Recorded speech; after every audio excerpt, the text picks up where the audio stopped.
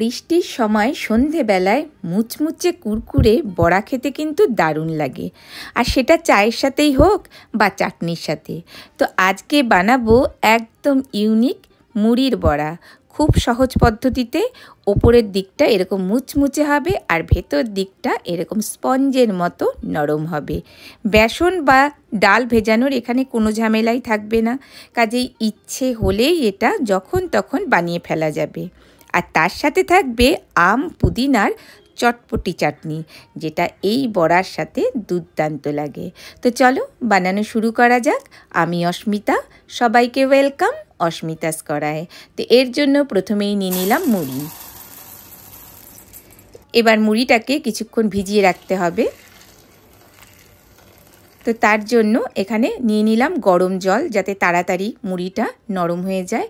তো এটাকে 10 মিনিটের জন্য এরকম একটা বাটিতে ভিজিয়ে রেখে দেব। এবারে ততক্ষণে একটা চাটনি বানিয়ে নেব। নিয়ে নেব পুদিনা পাতা। তো পুদিনা পাতাটাকে খুব ভালো মতো ধুয়ে নিয়েছি, শুধু পাতাটা আমরা এখানে নিয়ে নেব আর ডাঁট অংশটা যেটা সেটা ফেলে দেব। এবারে নিয়ে নিলাম আম, একটা কাঁচা আম নিয়ে নিয়েছি, সেটাকে ডুমু ডুমু করে কেটে নিয়েছি। কয়েকটা নিয়ে নিয়েছি কাঁচা লঙ্কা আর অল্প একটু নিয়ে নিলাম আদা। এবারে একটা মিক্সি জার নিয়ে নেব, তার মধ্যে নিয়ে নেব পুদিনা পাতাগুলো। এরপর একে একে প্রথমে আমটা দিয়ে নেব, এরপর যে কাঁচা লঙ্কা ছিল সেটা দিয়ে নিলাম আর দিয়ে নিলাম আদা। এবারে নিয়ে নেব নুন, এখানে বিট নুন প্রথমে নিয়ে নিলাম অল্প একটু, আর তার সাথে নর্মাল যে সাদা নুন হয় সেই নুনটাও এখানে দিয়ে নিতে হবে। অল্প একটু নিয়ে নিলাম জিরে, গোটা জিরে এখানে লাগবে।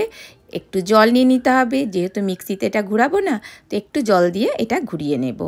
এবারে পেস্টটা আমাদের রেডি হয়ে গেছে। একটু পেস্টটাকে দেখে নেব। এরকম স্মুথ একটা পেস্ট আমাদের তৈরি হয়ে গেছে। এবারে এটাকে বাটিতে নামিয়ে নেব। আর একদম চটপটি চাটনি, যেটা যে কোনো বড়ার সাথে কিন্তু দুর্দান্ত লাগে। তো এটাকে আপাতত তুলে আমরা ফ্রিজে রেখে দেব। দিয়ে এবারে আমরা দেখে নেব যে মুড়িটা আমরা রেখেছিলাম ভিজতে, তো সেটার কি অবস্থা আছে। তো সেটাকে না আগে একটু স্ট্রেইনার দিয়ে জলটাকে আমি খুব ভালো মতো করে ঝরিয়ে নেব। এরপর এরকম একটা মিক্সি বোল বা বাটি নিয়ে নিলাম। এবার যে মুড়িটাকে আমরা রেডি করে রেখেছিলাম, এটাকে না এরকম হাত দিয়েই খুব ভালো মতো এরকমভাবে রগড়ে নেব। কোনো পেস্ট করার দরকার নেই, জাস্ট এরকম রগড়ে নিলেই হবে। এবার তার মধ্যে নিয়ে নেব হাফ কাপ সুজি। এটা জাস্ট বাইন্ডিংয়ের জন্য নিতে হবে, যেহেতু আমি এখানে বেসন বা ডাল কিছু ব্যবহার করছি না। তো তার সাথে নিয়ে নিতে হবে টক দই। তো ঘরে পাতা টক দই হাফ কাপ নিয়ে নিলাম। হাফ কাপ সুজি নিয়েছিলাম, তার এগেনস্টে হাফ কাপ টক দই নিয়ে নিতে হবে। এবারে নুনটাও দিয়ে নিতে হবে স্বাদ মতো। তো নিয়ে নিলাম নুন, আর নিয়ে নেব কিছুটা কাঁচা লঙ্কা। কাঁচা লঙ্কা ঝাল যে যেরকম খাও সেরকম দিতে হবে, তবে এটা একটু ঝাল ঝাল খেতেই ভালো লাগে। আর কিছুটা নিয়ে নিলাম রোস্টেড জিরে পাউডার, মানে খোলাতে একটু ভেজে জিরেটাকে সেটাকে গুঁড়ো করে নিয়েছি। এবারে নিয়ে নেব কিছুটা ধনে পাতা। ধনে পাতাটাকেও তাই কয়েকটা ধনেপাতা নিয়ে ভালো মতো করে কুচি কুচি করে নিয়েছি। এছাড়াও অন্যান্য সবজিও এখানে দেওয়া যেতে পারে, গাজর, বাঁধাকপি সেটাও দেওয়া যেতে পারে। তো এবার হাতটাকে খুব ভালো মতো ধুয়ে নিয়ে তারপর এটাকে খুব ভালো করে এটাকে একসাথে মিশিয়ে নিতে হবে। আর এখানে না একটা ডোর মতো তৈরি হবে, আর ডোটা খুব বেশি একদম পাতলাও হবে না আর খুব একদম শক্ত এরকমও হবে না। তো যদি মনে হয় যে একটু বেশি নরম হয়ে গেছে, সেক্ষেত্রে আরও একটু সুজি দেওয়া যেতে পারে। আর যদি মনে হয় জল কম হয়েছে, সেই হিসাবে একটু জলও দেওয়া যেতে পারে। এবার এটা ঢেকে মোটামুটি 10 মিনিট রেখে দেব। 10 মিনিট পর এটাকে এবার নিয়ে এসেছি।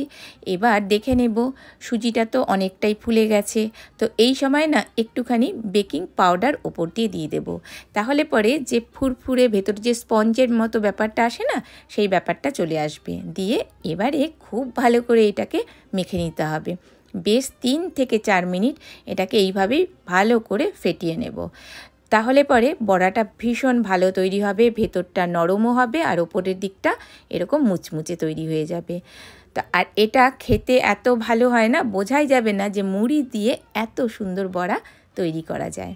তো এবার এটাকে আমাদের তৈরি হয়ে গেলে পরে এবার একটু হাতটাকে ধুয়ে নেব, নিয়ে একটু জল বেশি করে হাতের মধ্যে নিয়ে নেব।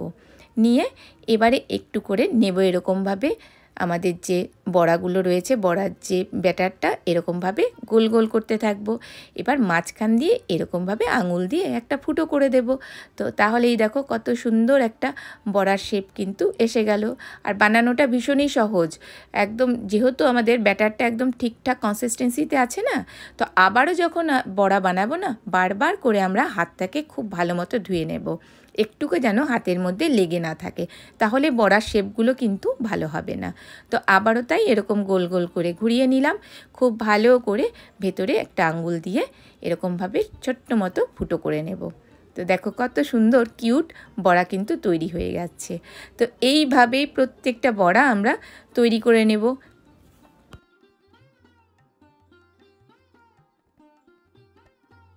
প্রথমেই আমি 4 থেকে 5টা বড়া এভাবে আগে বানিয়ে নেব, পরে বড়াগুলো বানিয়ে আবারও ভাজতে থাকবো। তো এবারে তেল গরম করতে দিয়ে দিয়েছিলাম। তেলটা কিন্তু খুব বেশি গরম হবে না, হালকা গরম অবস্থাতে আমরা একটা একটা করে বড়া এরকমভাবে ছাড়তে থাকবো। খুব বেশি গরম হলে পরে ওপরের দিকটা পুড়ে যাবে আর ভেতরের দিকটা কিন্তু কাঁচাই থেকে যাবে। কাজেই তেলটাকে একেবারেই খুব বেশি গরম করা যাবে না। তো প্রথমে আমি 4 থেকে 5টা বড়া আস্তে আস্তে করে এরকমভাবে ছেড়ে দেব। আর যখন ছাড়বো না তখনও কিন্তু ওভেনের একদম ফ্লেমটা একদম কম করেই কিন্তু এটা ভাজতে থাকবো। আর এবারে এরকম একটা স্পুন নিয়ে নেব, আর ওপরের পোর্শনটাও যাতে সুন্দরভাবে ফ্রাই হতে থাকে একসাথে, এরকমভাবে তেলটাকে ওপর দিয়ে দিতে থাকবো, তাহলে খুব তাড়াতাড়ি ফ্রাইটাও হয়ে যাবে। এটা আস্তে আস্তে গোল্ডেন কালার হতে শুরু করে দিয়েছে। তো এভাবেই যখন কালারটা এরকম গোল্ডেন কালার চলে আসবে, সেই সময় আমরা আস্তে আস্তে বড়াগুলোকে সব তুলে নেব। নিয়ে আবারও তেলটাকে এরকমভাবে আগে ঠান্ডা করে নেব। ঠান্ডা করার পরে পরবর্তী বড়াগুলো আবার এরকমভাবেই আমরা ছাড়তে থাকবো। এবার বড়াগুলো দেখো ভাজা হয়ে গেছে, কতটা মুচমুচে কতটা করকরে ভাজা বড়া আমাদের তৈরি হয়ে গেছে। তো দেখতেই পাচ্ছি কত সুন্দর কত কিউট এরকম বড়া খুব সহজেই তৈরি হয়ে গেল মুড়ি দিয়ে। এটা দেখতে যেমন সুন্দর হয়েছে, খেতেও কিন্তু দুর্দান্ত। যাকে খাওয়াবে সেই প্রশংসা করবে। আর তারপরেও এটা বানানোর পদ্ধতিটাও খুব ইজি, যখন ইচ্ছে হবে তখনই এরকম সুন্দর বড়া আমরা বানিয়ে ফেলতে পারি। আর এটা আমি এখানে সার্ভ করলাম যে আমরা চাটনিটা বানিয়ে রেখেছিলাম সেই চাটনিটার সাথে।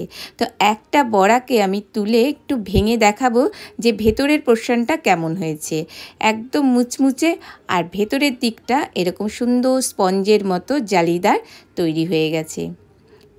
তো বাড়িতে এভাবে একবার বানিয়ে দেখতে পারো, আর কেমন হলো সেই ফিডব্যাকটা আমায় জানাবে। যদি তোমাদের আমার এই রেসিপিটি ভালো লাগে তাহলে লাইক দিতে ভুলো না, আর আমার চ্যানেলটিকে সাবস্ক্রাইব করে রেখো। এই রকমই সুন্দর সুন্দর রেসিপি আমি তোমাদের সাথে শেয়ার করতে থাকবো। ভালো থেকো, এতক্ষণ ধরে আমার সাথে থাকার জন্য তোমাকে অসংখ্য ধন্যবাদ। নমস্কার।